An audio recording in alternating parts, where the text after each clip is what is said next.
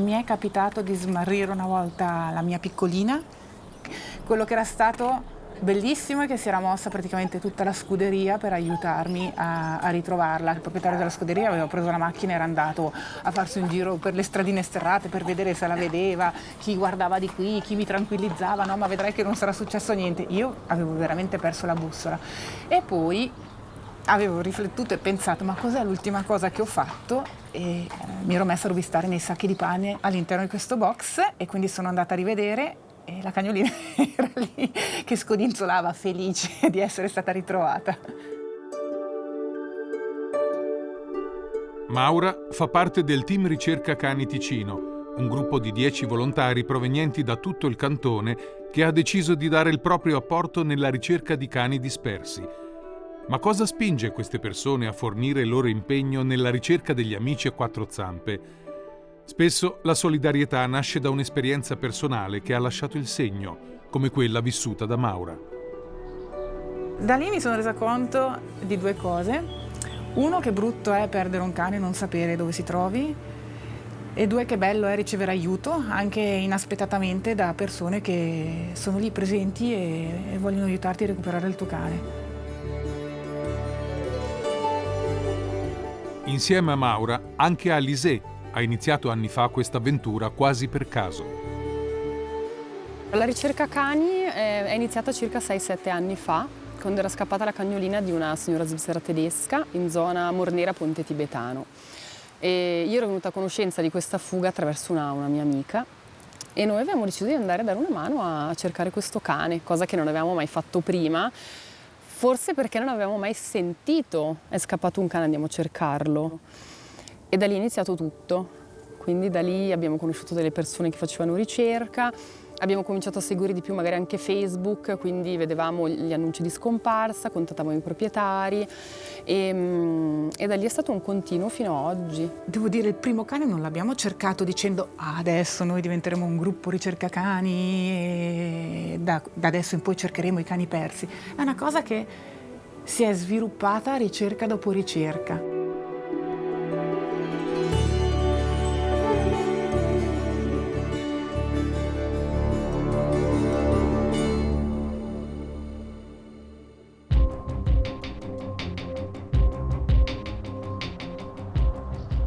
I cani che ho incontrato io erano liberi che però restavano nella zona, diciamo, di casa, non erano proprio in giro liberi per la strada, erano lì. Troviamo Maura insieme a Deborah, un'altra componente del gruppo. Sono da diversi giorni alla ricerca di un cane scomparso che non riescono proprio a rintracciare. Provo ancora adesso a vedere se becco la signora. Sì, secondo me sì. Non ho osato chiedere ai due signori che vivono su. Le stalle adesso sono tutte aperte perché stanno richiamando gli animali. Okay. La signora che l'ha vista dando, l'ha vista andare in su, andare in giù, non si sa niente. È tutto riferito.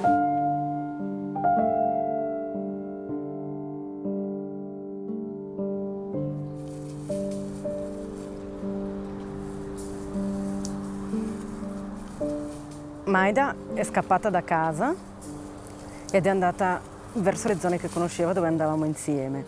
E poi penso che abbia cercato di tornare a casa, ma non ha più trovato la strada ed ha continuato a salire fino a che è arrivata in Val Malvaglia, perché mi sono arrivate le segnalazioni che l'hanno vista vicino alla diga.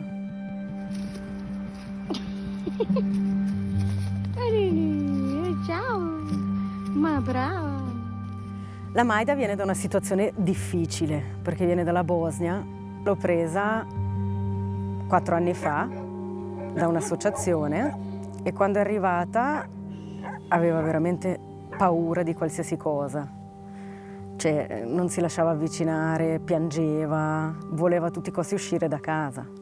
Poi pian pianino col tempo si è abituata e soprattutto con me, solo con me, si lascia avvicinare, è molto affettuosa, ma dalle persone che non conosce scappa. Ciao Mayra. Se tu è? Che tu scopa? Sì.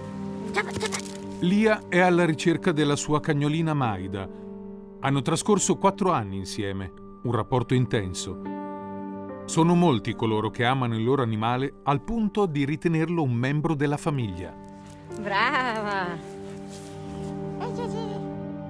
Smarrire un cane genera un dolore insopportabile che porta i proprietari a passare ogni momento nella speranza di poterlo riabbracciare.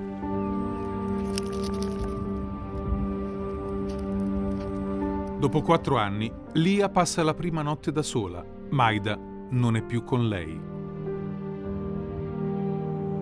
Ho dormito sul divano perché dico magari torna a casa, arriva magari in giardino e la sento, no? Se vado a letto magari non la sento o non mi accorgo se arriva. E quindi non ho dormito praticamente niente, sempre con un occhio aperto e l'orecchio che cercava di sentire se c'era qualcosa, ma una notte orribile e il cane non è tornato. Lia, disperata, pubblica la sua richiesta d'aiuto sui social. Ho messo l'annuncio su Facebook, proprio ho messo la foto con scritto che il cane era sparito, dove. Questo team ricerca cani Ticino. Hanno iniziato a tempestarmi di domande, mi hanno aggiunto nel gruppo. Da lì poi sono arrivati su, abbiamo fatto un po' il punto della situazione. Ho incontrato una persona qua, stavo salendo per venire a casa e gli ho chiesto se aveva visto un cane, no? E mi ha detto, ho visto un cane, poi abbiamo parlato francese. Quando incontriamo Lia è in compagnia di sua madre, dello zio e di Deborah e Claudio, 2 ragazzi del team Ricerca Cani Ticino che hanno iniziato le operazioni di ricerca. Quindi stasera la lasciamo posizionata proprio sul passaggio dove ho visto passare questo animale, gli rimetto magari la tua maglietta sempre in quel punto e qualcosa d'altro di cibo. Proprio Deborah ci spiega come avviene la fase di allarme. Sostanzialmente i primi passi da fare sono quelli comunque di riuscire a avvisare gli organi competenti, quindi polizia cantonale, polizia comunale, protezione animali e veterinario cantonale.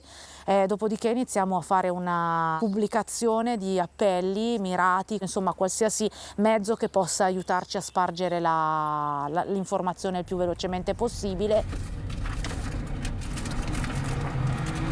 Passando dal paese. Sì, abbiamo fatto un po' un giro dell'oca noi, però basta che riusciamo ad arrivare dall'altra parte. Dobbiamo uscire sullo stradone.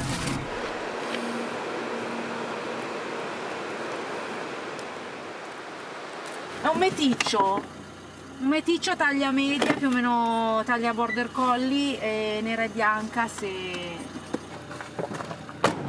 Si lavora un po' come a cerchi concentrici, quindi noi via via dalla zona della fuga tendiamo ad allargarci sempre di più in tutte le direzioni, perché spesso gli animali tendono ad allontanarsi anche parecchio da dove sono scappati. Quando poi iniziamo ad avere delle segnalazioni facciamo il lavoro inverso, quindi dall'ampio raggio cerchiamo sempre di più di restringere il cerchio.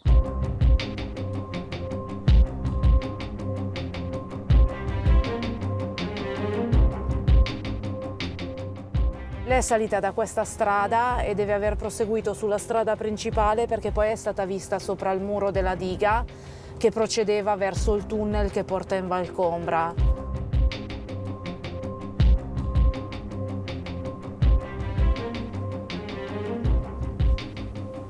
Andiamo a controllare il punto cibo che abbiamo posizionato all'inizio del sentiero.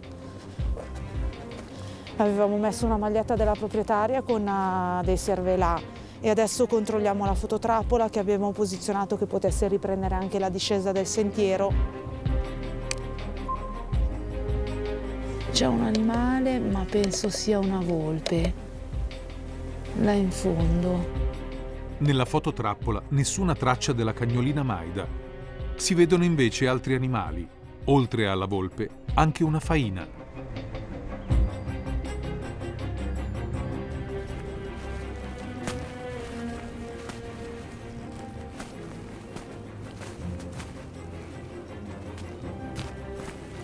Il cane potrebbe essere sceso di qua, potrebbe aver fatto anche l'altro sentiero che dopo faremo.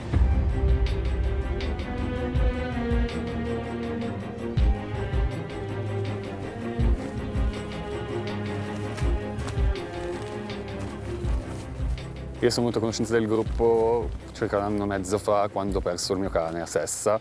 Per fortuna l'ho ritrovato dopo 3 giorni in mezzo alla montagna, però grazie anche ai loro consigli, e da lì mi è scaturita questa passione per questa bellissima cosa che è il volontariato a livello di cani, e siamo qua tutti per gli animali. La proprietaria e sua madre si sentono più sollevate grazie agli interventi del gruppo. Non sapevo cos'altro fare altrimenti, cioè più che cercarla, e mi sarei già fermata anche perché sono stanchissima, non so neanche più come faccio a stare in piedi in realtà, perché è una cosa che è veramente stanca. Invece loro proprio sostengono in questo e poi hanno un'energia incredibile, sanno cosa fare, perché io non avrei saputo da che parte iniziare. Sono veramente eccezionali, e poi anche, cioè, non mollano. La Deborah è da ieri che gira, che ha fatto tutta la Valle Malvaglia, ha fatto tutto, poi oggi ancora, e è un grande aiuto.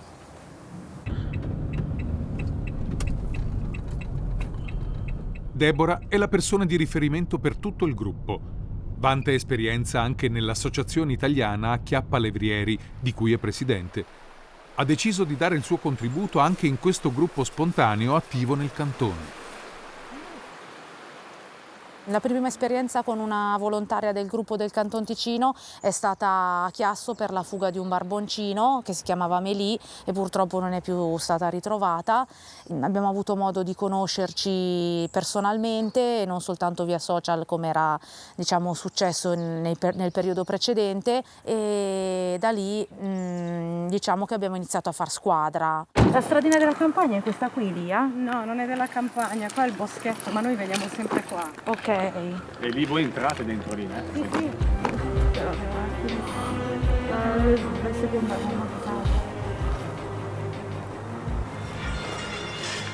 C'è un numero che mi sta chiamando.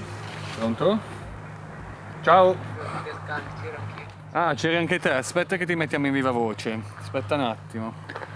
Vai, prego, Deborah. Ciao, siamo sempre quelli che vi hanno chiamato prima per la cagnolina. Noi siamo qui adesso al campo sportivo, volevamo capire se avevamo inteso il posto giusto. Io ho provato in tutta la campagna e non ho capito, perché scendevano, dovrebbe essere qui in giro, ma poi sento abbaiare là di là e non lo so. Dobbiamo andare avanti un pezzettino qua così con la termocamera a vedere se si vede qualcosa. Aspetta, riesci a inquadrare un attimino là con la torcia a vedere cosa c'è? Le ricerche proseguono fino a sera inoltrata, anche con l'utilizzo di un visore infrarossi.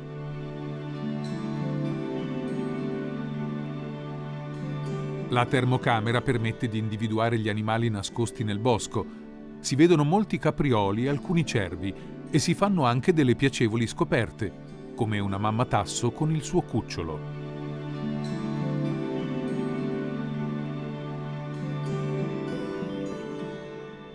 Ma della cagnolina Maida, per il momento, nessuna traccia. La cosa peggiore è pensarla fuori, di notte, al freddo. Io non potevo fare niente, non sapevo dove era, se stava bene, se non c'era più, dove fosse.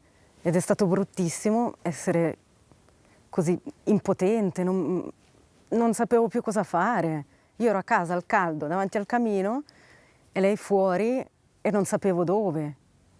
Un'ansia pazzesca.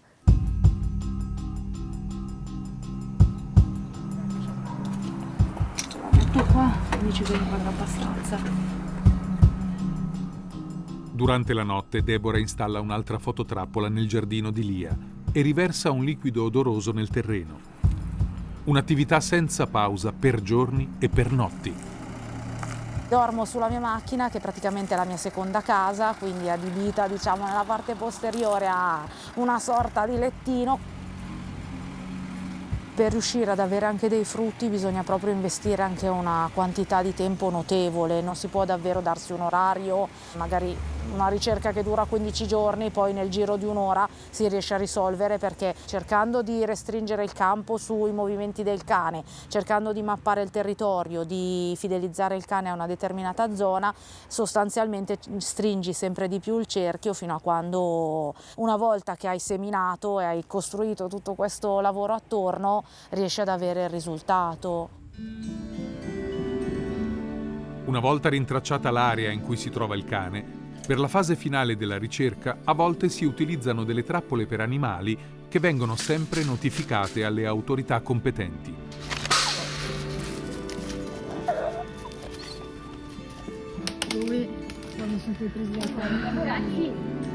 Altre volte il recupero avviene in zone discoste, dove gli animali trovano rifugio e non riescono a ritornare, come in questo caso sul fiume ad Arbedo.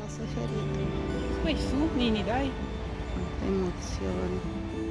Il momento sicuramente più bello della ricerca e quello più emozionante di tutti è quando ritrovi un cane. Quando sei tu che arrivi e che vedi il cane che stai cercando, che si sta cercando e te lo trovi davanti, è una cosa pazzesca, cioè le lacrime scendono da sole e poi chiaramente parte il messaggio nel gruppo: ragazzi, l'abbiamo trovata! Ecco, questo è un po' il tono, no, di questi momenti. Nei giorni seguenti, oltre alla madre di Lia e allo zio, altri ragazzi del gruppo si uniscono alla ricerca: Rachele, Elia e Cristina. Dice che l'ha visto un po' più in giù del campo di calcio, e dove dicono i ragazzi è praticamente qua, questa zona qua. Fermi? Allora, si conferma proprio lei, spero proprio che la ritrovate presto, grazie di farmi sapere, io sarò con le antenne all'erba. Era lei. Dopo le prime segnalazioni in cima alla valle, ne arrivano altre in pianura, nelle vicinanze del paese. Nel gruppo vengono suddivisi i compiti di ricerca intorno alla zona.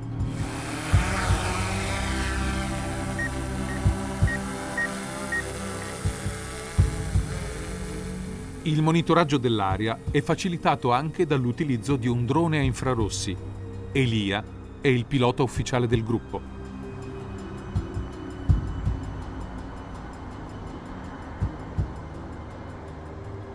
Il drone termico monta una videocamera termica molto specifica con la quale si può filmare il calore e quindi trovare la forma di un cane, per esempio, che è molto più calda rispetto all'ambiente.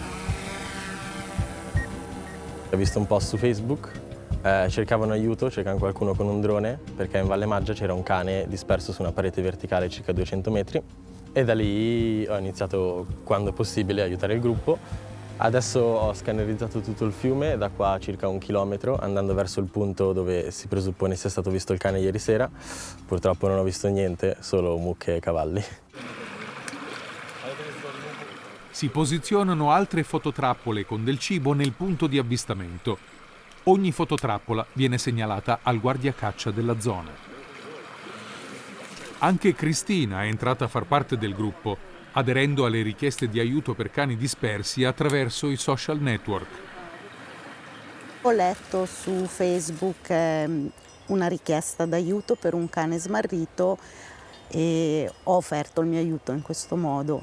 Da lì ho conosciuto altre persone che già facevano ricerca, come Deborah, Sabrina, e da lì è nato tutto. Poi man mano ci siamo ingranditi come gruppo anche, man mano che si aggiungeva gente che voleva aiutare.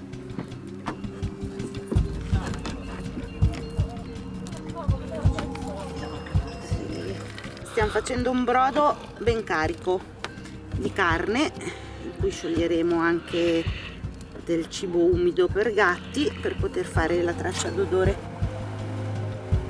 Quindi tutto surreale sul muretto, diciamo accanto al muretto? Sì, di fianco al muretto sull'erba, che così assorbe bene.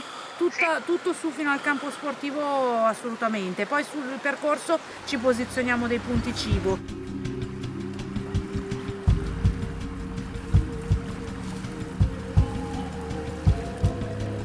Dopo aver preparato il brodo, Cristina e Rachele iniziano a versarlo per un percorso di diversi chilometri lungo il fiume.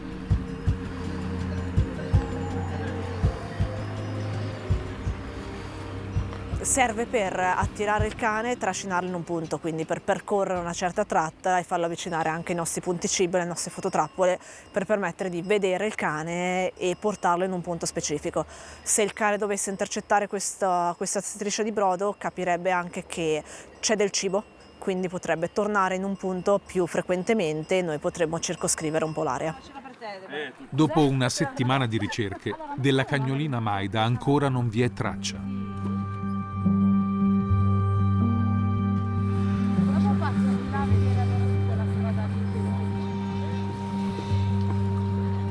I giorni seguenti le ricerche proseguono.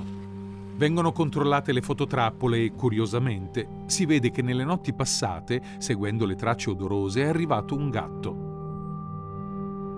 Ma, per il momento, nessun segnale del cane. Cosa motiva il gruppo in queste ricerche? Io personalmente mi immedesimo nel proprietario. È chiaro che tante volte ci chiedono: scusa, ma è il tuo cane? No? Quando magari fermiamo qualcuno: scusi, ha visto un cane? Eccetera. Ma perché è il suo? Dico no. No, è il cane di una persona che l'ha smarrito e noi facciamo ricerca, siamo dei volontari e aiutiamo. Per noi è normale, cioè è come se fosse il nostro cane. Tutti questi cani come se fossero i nostri, sì. Non c'è niente, potrebbe sembrare strano, potrà sembrare strano, però per noi è una cosa naturalissima, una cosa normale.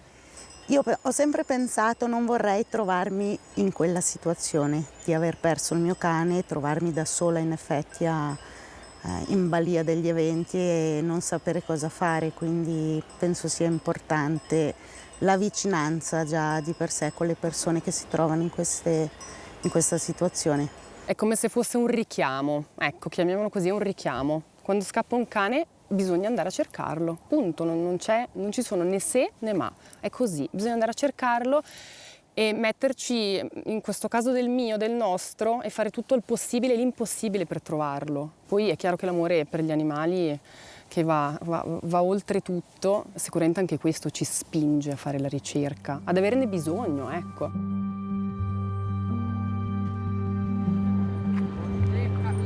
Trascorrono i giorni e arriva Sabrina, un altro membro del gruppo con grande esperienza. Si decide di utilizzare i suoi cani da ricerca. Questi animali sono addestrati a percepire e a distinguere una traccia olfattiva specifica in modo da poterla seguire.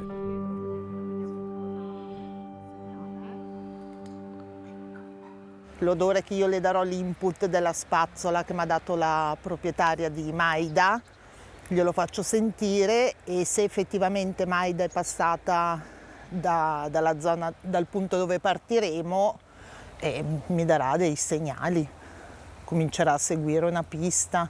Kira, senti? Ok, ce l'ha già. Cerca! Il cane trova il segnale olfattivo lasciato da Maida nel boschetto attiguo alla segnalazione. La caratteristica di Kira è quella di riuscire a percepire e a seguire le tracce fresche, quelle presenti da poche ore sul terreno. Dov'è andata? Fammi vedere. Dopo alcune decine di metri, il segnale odoroso viene perso e il cane lo segnala.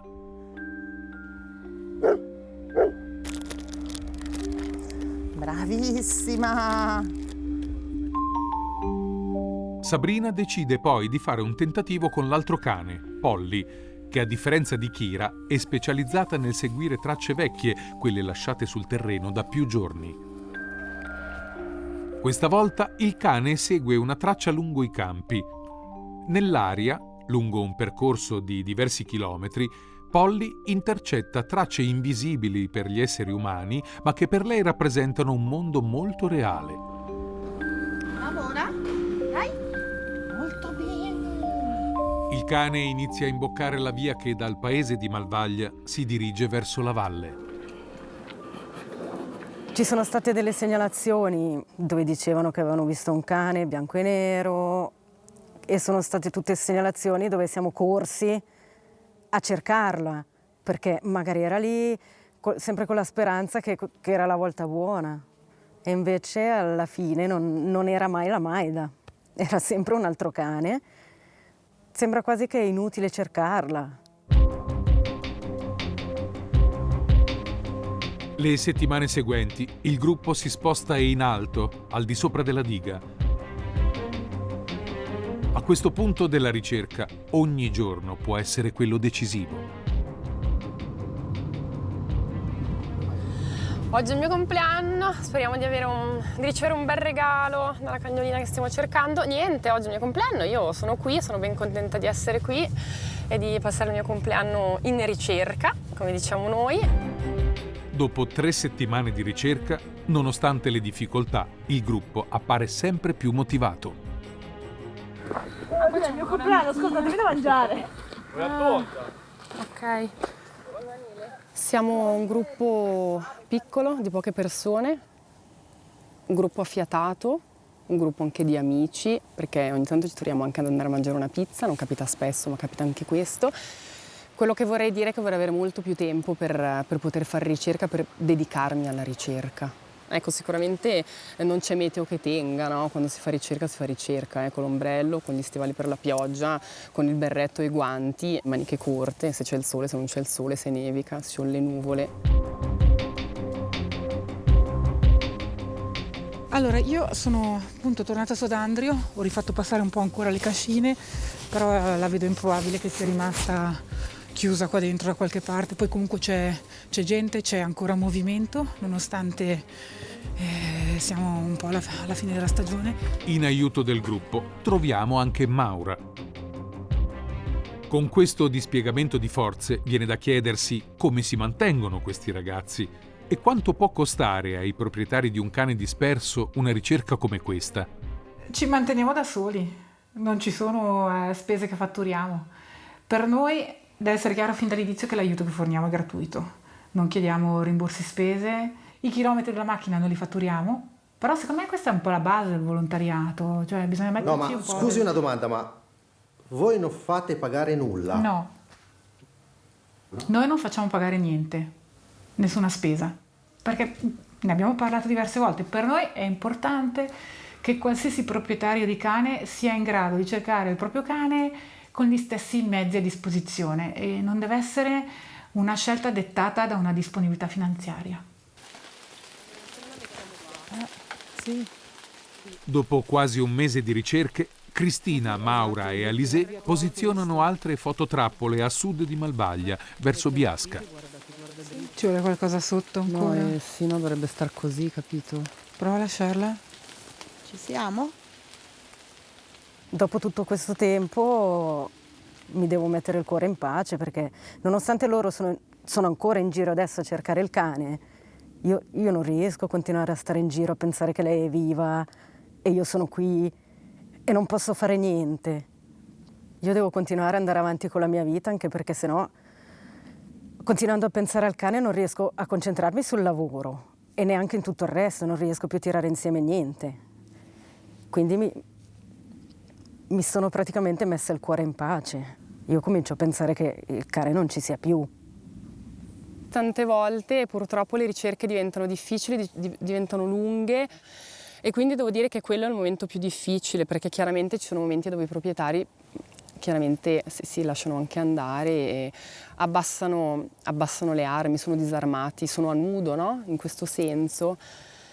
E quindi è chiaro che noi cerchiamo di stargli vicino, però è difficile anche per noi.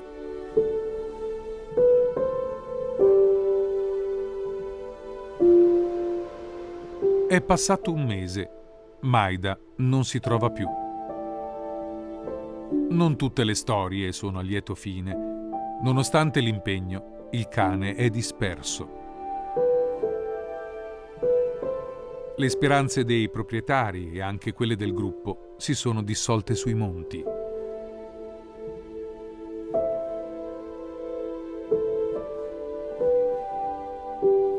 Ma ecco che appare una luce nel buio del tunnel.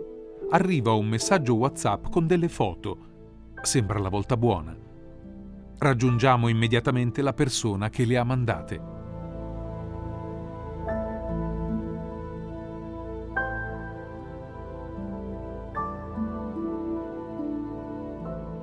Ero qua nella mia casa di vacanza e mentre ero a fare una passeggiata mi sono accorto che questo cane era a mangiare degli escrementi delle capre.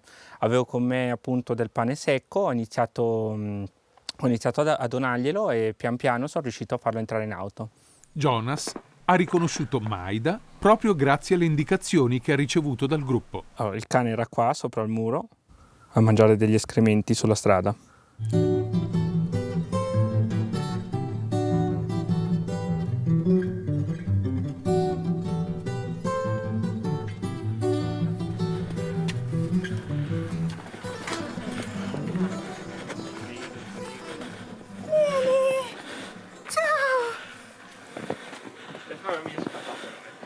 No, ma l'ha riconosciuta, vada lì, vada. Ciao amore! Ciao! Ma scappa più, ma l'ha riconosciuta. Ciao! Oh mamma mia, grazie mano, amore! Ciao amore! Ciao! Ciao Tini, ciao! Ciao Tini, ciao! Lia, ma hai visto che l'hai ritrovata? Maida! Ciao amore! Ciao! Ciao!